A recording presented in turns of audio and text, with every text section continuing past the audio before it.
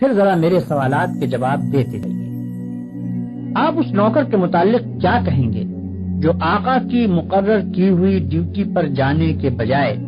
ہر وقت بس اس کے سامنے ہاتھ باندھے کھڑا رہے اور لاکھوں مرتبہ اس کا نام جپتا چلا جائے؟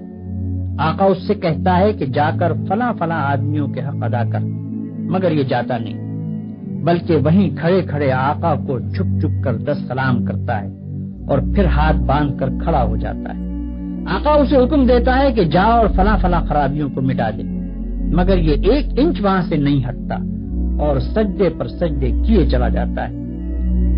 آقا حکم دیتا ہے کہ چور کا ہاتھ کاٹ دے، یہ حکم سن کر بس وہیں کھڑے کھڑے نہایت خوش الہانی کے ساتھ چور کا ہاتھ کاٹ دے، چور کا ہاتھ کاٹ دے 20 مرتبہ پڑھتا رہتا ہے، مگر ایک دفعہ بھی اس نظام حکومت کے قیام کی کوشش نہیں کرتا جس میں چور کا ہاتھ کاٹا جا سکے۔ کیا آپ کہہ سکتے ہیں کہ یہ شخص حقیقت میں آقا کی بندگی کر رہا ہے؟ اگر آپ کا کوئی ملازم یہ رویہ اختیار کرے تو میں نہیں جانتا ہوں کہ آپ اسے کیا کہیں گے، مگر حیرت ہے آپ پر کہ خدا کا جو نوکر ایسا کرتا ہے آپ اسے بڑا عبادت گزار کہتے ہیں۔ یہ ظالم صبح سے شام تک خدا جانے کتنی مرتبہ قرآن شریف میں خدا کے احکام پڑھتا ہے، مگر ان احکام کو بجا لانے کے لیے اپنی جگہ سے جنبش تک نہیں کرتا، بلکہ نفل پر نفل پڑھے جاتا ہے،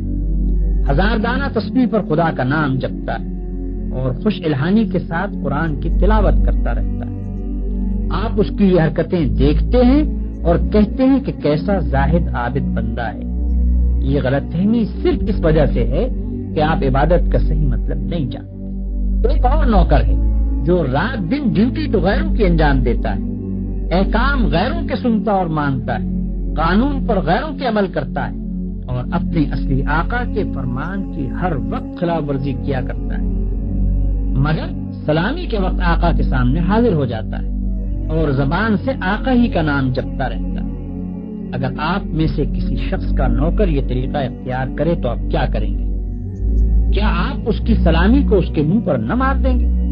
جب وہ زبان سے آپ کو آقا اور مالک کہے گا تو کیا آپ فوراً یہ جواب نہ دیں گے کہ تو پرلے درجے کا جھوٹا اور بے ایمان ہے،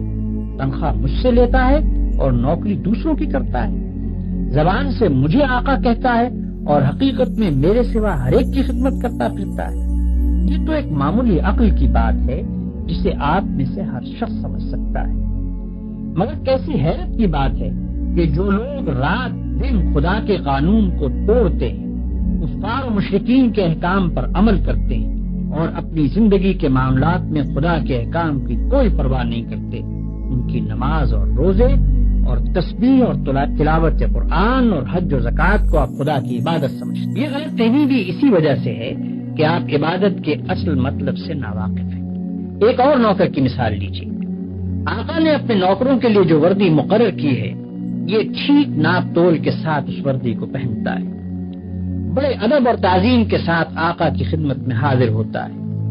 ہر حکم کو سن کر اس طرح جھک کر بصر و چشم کہتا ہے کہ گویا اس سے بڑھ کر اطاعت گزار خادم کوئی نہیں، سلامی کے وقت سب سے آگے جا کر کھڑا ہوتا ہے اور آقا کا نام جپنے میں تمام نوکروں سے بازی لے جاتا ہے، مگر دوسری طرف یہی شخص آقا کے دشمنوں اور باغیوں کی خدمت بجا لاتا ہے، آقا کے خلاف ان کی سازشوں میں حصہ لیتا ہے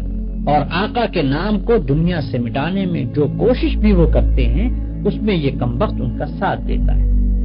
رات کے اندھیرے میں تو آقا کے گھر میں نقم لگاتا ہے اور صبح بڑے وفادار ملازموں کی طرح ہاتھ باندھ کر آقا کی خدمت میں حاضر ہو جاتا ہے۔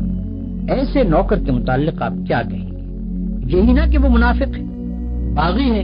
نمک حرام ہے، مگر خدا کے جو نوکر ایسے ہیں ان کو آپ کیا کہیں گے؟ آپ سمجھتے ہیں کہ ہاتھ باندھ کر قبلہ رو کھڑے ہونا، گھٹنوں پر ہاتھ رکھ کر جھکنا، زمین پر ہاتھ ٹیک کر سجدہ کرنا اور چند مقرر الفاظ زبان سے ادا کرنا،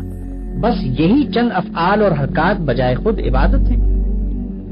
آپ سمجھتے ہیں کہ رمضان کی پہلی تاریخ سے شوال کا چاند نکلنے تک روزانہ صبح سے شام تک بھوکے پیاسے رہنے کا نام عبادت ہے؟ آپ سمجھتے ہیں کہ قرآن کے چند رکوع زبان سے پڑھ دینے کا نام عبادت ہے؟ آپ سمجھتے ہیں کہ مکہ معظمہ جا کر کعبے کے گرد طواف کرنے کا نام عبادت ہے؟ غرض آپ نے چند افعال کی ظاہری شکلوں کا نام عبادت رکھ چھوڑا ہے، اور جب کوئی شخص ان شکلوں کے ساتھ ان افعال کو ادا کر دیتا ہے تو آپ خیال کرتے ہیں کہ اس نے خدا کی عبادت کر دی اور اس کی تخلیق کا مقصد پورا ہو گیا، اب وہ اپنی زندگی میں آزاد ہے کہ جو چاہے کرے۔ لیکن اصل حقیقت یہ ہے کہ اللہ نے جس عبادت کے لیے آپ کو پیدا کیا ہے اور جس کا آپ کو حکم دیا ہے وہ کچھ اور ہی چیز ہے۔ وہ عبادت یہ ہے کہ آپ اپنی زندگی میں ہر وقت ہر حال میں خدا کی اطاعت کریں اور ہر اس قانون کی پابندی سے آزاد ہو جائیں جو قانون الہی کے خلاف ہے۔ آپ کی ہر جنبش اس حد کے اندر ہو جو خدا نے آپ کے لیے مقرر کی ہے، آپ کا ہر فعل اس طریقے کے مطابق ہو جو خدا نے بتا دیا ہے۔ اس طرز پر جو زندگی آپ بسر کریں گے وہ پوری کی پوری عبادت ہوگی۔ ایسی زندگی میں آپ کا سونا بھی عبادت ہے اور جاگنا بھی، کھانا بھی عبادت ہے اور پینا بھی، چلنا پھرنا بھی عبادت ہے اور بات کرنا بھی، حتیٰ کہ اپنی بیوی کے پاس جانا اور اپنے بچے کو پیار کرنا بھی عبادت ہے۔ جن کاموں کو آپ بالکل دنیا داری کہتے ہیں وہ سب دینداری اور عبادت ہیں اگر آپ ان کو انجام دینے میں خدا کی مقرر کی ہوئی حدوں کا لحاظ کریں اور زندگی میں ہر قدم پر یہ دیکھ کر چلیں کہ خدا کے نزدیک جائز کیا ہے اور ناجائز کیا، حلال کیا ہے اور حرام کیا، فرض کیا چیز کی گئی ہے اور منع کس چیز سے کیا گیا ہے، کس چیز سے خدا خوش ہوتا ہے اور کس سے ناراض ہوتا ہے۔ مثلاً آپ روزی کمانے کے لیے نکلتے ہیں، اس کام میں بہت سے مواقع ایسے بھی آتے ہیں جن میں حرام کا مال کافی آسانی کے ساتھ آپ کو مل سکتا ہے۔ اگر آپ نے خدا سے ڈر کر وہ مال نہ لیا اور صرف حلال کی روٹی کما کر لائے تو یہ جتنا وقت آپ نے روٹی کمانے پر صرف کیا یہ سب عبادت تھا، اور یہ روٹی گھر لا کر جو آپ نے خود کھائی اور اپنی بیوی بچوں اور خدا کے مقرر کیے ہوئے دوسرے حقداروں کو کھلائی، اس سب پر آپ اجر و ثواب کے مستحق ہو گئے۔ آپ نے اگر راستہ چلنے میں کوئی پتھر یا کانٹا ہٹا دیا اس خیال سے کہ خدا کے بندوں کو تکلیف نہ ہو تو یہ بھی عبادت ہے۔ آپ نے اگر کسی بیمار کی خدمت کی یا کسی اندھے کو راستہ چلایا یا کسی مصیبت زدہ کی مدد کی تو یہ بھی عبادت ہے۔ آپ نے اگر بات چیت کرنے میں جھوٹ سے، غیبت سے، بدگوئی اور دل آزاری سے پرہیز کیا اور خدا سے ڈر کر صرف حق بات کی تو جتنا وقت آپ نے بات چیت میں صرف کیا وہ سب عبادت میں صرف ہوا۔ بس خدا کی اصلی عبادت یہ ہے کہ ہوش سنبھالنے کے بعد سے مرتے دم تک آپ خدا کے قانون پر چلیں اور اس کے احکام کے مطابق زندگی بسر کریں۔ اس عبادت کے لیے کوئی وقت مقرر نہیں ہے، یہ عبادت ہر وقت ہونی چاہیے۔ اس عبادت کی کوئی ایک شکل نہیں ہے، ہر کام اور ہر شکل میں اسی کی عبادت ہونی چاہیے۔ جب آپ یہ نہیں کہہ سکتے کہ میں فلاں وقت خدا کا بندہ ہوں اور فلاں وقت اس کا بندہ نہیں ہوں تو آپ یہ بھی نہیں کہہ سکتے کہ فلاں وقت خدا کی بندگی و عبادت کے لیے ہے اور فلاں وقت اس کی بندگی و عبادت کے لیے نہیں ہے۔ بھائیوں، آپ کو عبادت کا مطلب معلوم ہو گیا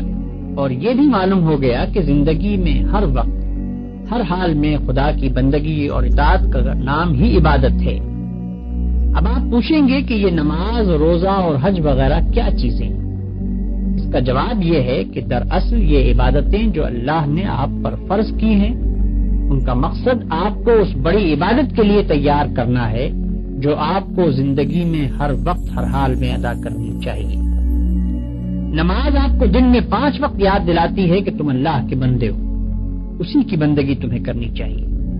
روزہ سال میں 1 مرتبہ پورے 1 مہینے تک آپ کو اسی بندگی کے لیے تیار کرتا ہے۔ زکوٰۃ آپ کو بار بار توجہ دلاتی ہے کہ یہ مال جو تم نے کمایا ہے یہ خدا کا عطیہ ہے، اس کو صرف اپنے نفس کی خواہشات پر صرف نہ کر دو بلکہ اپنے مالک کا حق ادا کرو۔ حج دل پر خدا کی محبت اور بزرگی کا ایسا نقش بٹھاتا ہے کہ اگر 1 مرتبہ وہ بیٹھ جائے تو تمام عمر اس کا اثر دل سے دور نہیں ہو سکتا۔ ان سب عبادتوں کو ادا کرنے کے بعد اگر آپ اس قابل ہو گئے کہ آپ کی ساری زندگی خدا کی عبادت بن جائے تو بلا شبہ آپ کی نماز نماز ہے اور روزہ روزہ ہے، زکوٰۃ زکوٰۃ ہے اور حج حج ہے۔ لیکن اگر یہ مقصد پورا نہ ہوا تو محض رکوع اور سجدہ کرنے اور بھوک پیاس کے ساتھ دن گزارنے اور حج کی رسمیں ادا کر دینے اور زکوٰۃ کی رقم نکال دینے سے کچھ حاصل نہیں۔ ان ظاہری طریقوں کی مثال تو ایسی ہے جیسے ایک جسم کہ اگر اس میں جان ہے اور وہ چلتا پھرتا اور کام کرتا ہے تو بلا شبہ ایک زندہ انسان ہے، لیکن اگر اس میں جان ہی نہیں تو وہ ایک مردہ لاش ہے۔ مردے کے ہاتھ، پاؤں، آنکھ، ناک سبھی کچھ ہوتے ہیں مگر اس میں جان نہیں ہوتی، اس لیے تم اسے مٹی میں دبا دیتے ہو۔ اسی طرح اگر نماز کے ارکان پورے ادا ہوں یا روزے کی شرطیں پوری ادا کر دی جائیں مگر خدا کا خوف، اس کی محبت اور اس کی وفاداری و اطاعت نہ ہو جس کے لیے نماز اور روزہ فرض کیا گیا ہے، تو وہ بھی ایک بے جان چیز ہوگی۔